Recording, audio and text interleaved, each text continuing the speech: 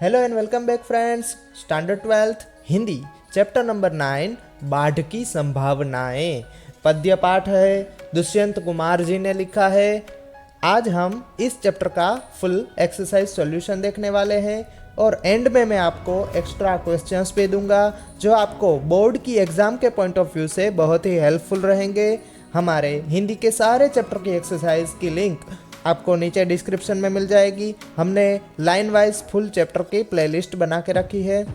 अगर आपको हमारी मेहनत पसंद आती है तो प्लीज़ लाइक, कमेंट्स एंड हमारे चैनल को सब्सक्राइब करके बेल आइकन को ऑल पर सेट कर दीजिए और अपने सारे फ्रेंड्स के साथ इस वीडियो को शेयर कीजिए ताकि उनको भी हेल्प मिल सके। चलिए एक्सरसाइज स्टार्ट करते हैं। क्वेश्चन नंबर 1 है एमसीक्यू। फर्स्ट एमसीक्यू है कौन सी संभावनाएं सामने हैं?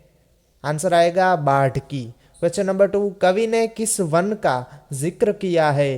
तो यहाँ पे हम चीड़ वन का जिक्र करते हैं कवि। क्वेश्चन नंबर 3 हम सफ़र क्या कर रहे हैं? तो हम सफ़र जो है ऊँघे हुए हैं यानी कि सो रहे हैं। नेक्स्ट क्वेश्चन नंबर 2 एक एक वाक्य में उत्तर दीजिए। घर कहाँ बने हुए हैं? या फिर ट्विस्ट करके भी पूछ सकते हैं क्वेश्चन कि कवि दुष्यंत कुमार की कविता में घर कहाँ पर बने हुए हैं? तो आंसर आएगा घर नदियों के किनारे बने हुए हैं। क्वेश्चन नंबर 2 दरखास्तों के तने कैसे हैं? दरखास्तों के तने जो है वो बहुत नाजुक हैं। क्वेश्चन नंबर 3 कवि ने झुनझुने किसे कहा है? कवि ने सभा में आए उन लोगों को झुनझुने कहा है जिनको अपनी बात कहने का मौका नहीं दिया जाता है और उन पर अपना निर्णय थोपकर उनका मन चाहा उपयोग किया जाता है। उन्हें जो है वो कवि झुनझुने कहते हैं। क्वेश्चन नंबर 4 कवि कालीन क्यों नहीं देखना चाहते?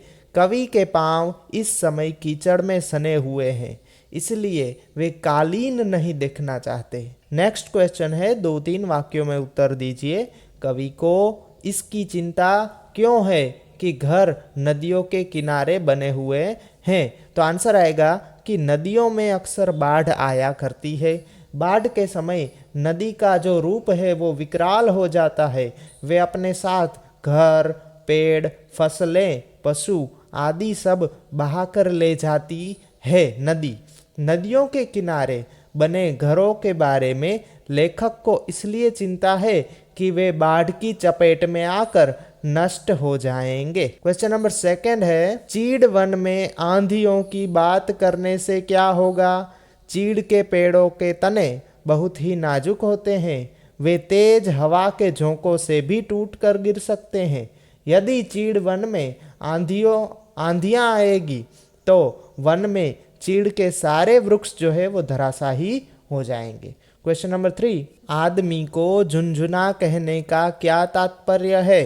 तो आंसर आएगा किसी व्यक्ति की राय को महत्व या उसे अपनी बात कहने का मौका न देना, उस पर अपना निर्णय थोपना और उसका अपने ढंग से उपयोग करना आदमी को झुनझुना बना देना होता है।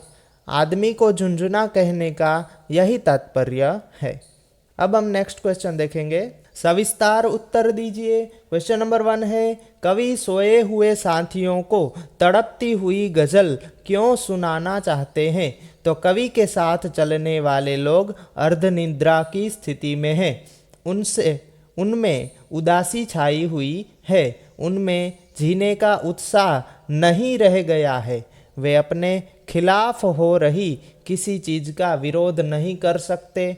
कवि उनमें नवीन चेतना और जागृति लाना चाहते हैं। वह उन्हें जीवंत बनाना चाहते हैं इसलिए वह उन्हें तड़पती हुई गज़ल सुनाना चाहते हैं। इनमें चेतना उत्पन्न करना चाहते हैं। क्वेश्चन नंबर 2 है चेहरों को आईनों के समान टूटा हुआ क्यों नहीं बताया गया है?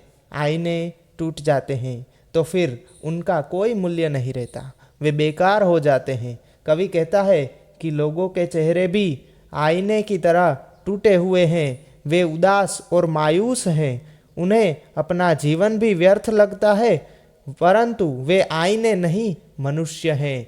परिस्थितियों ने उन्हें भले तोड़ दिया पर अब भी वे बहुत कुछ कर सकते हैं।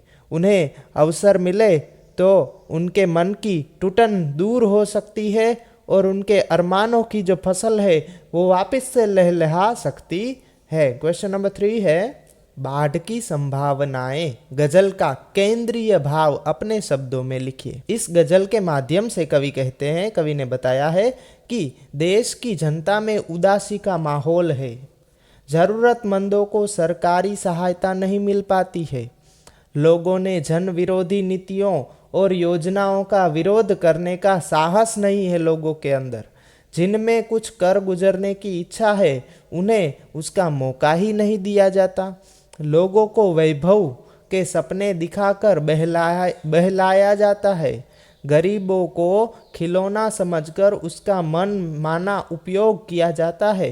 इस प्रकार गजल में सामाजिक और राजनीतिक यथार्थ का सच मुखरित किया हुआ है। नेक्स्ट क्वेश्चन है, निम्नलिखित पद्यांश की ससंदर्भ व्याख्या कीजिए। और पद्यांश की व्याख्या करते हुए कवि कहना चाहते हैं कि हमारे साथ चलने वाले लोग अर्धनिद्रा की हालत में हैं और उन पर उदासी छाई हुई है। अब इन्हें कोई फड़कती हुई गजल सुनाए, उन्हें जागृत करे तो ही उनमें जोश का संचार होगा। यहाँ पर हमारा स्वाध्याय कंप्लीट होता है। जैसा कि मैंने आपसे कहा था कि आपको लास्ट में मैं एक्स्ट्रा क्वेश्चंस दूंगा। व्याकरण बहुत इजी होता है और थोड़ी ही प्रिपरेशन करके आपको अच्छे मार्क्स स्कोर कर सकते हैं। हमारे स्टैंडर्ड 12th के सारे चैप्टर्स की इसी तरह से हमने वीडियो बनाई हुई है, जिसकी लिंक आपको नीचे डिस्क्रिप्शन में मिल जाएगी। Thank you so much for watching friends. Regular हमारी वीडियोस देखने के लिए हमारी चैनल को सब्सक्राइब करके बेल आइकन को ऑल पर सेट कर दीजिए और हमारे वीडियोस को लाइक एंड कमेंट्स कर दीजिए। Thank you.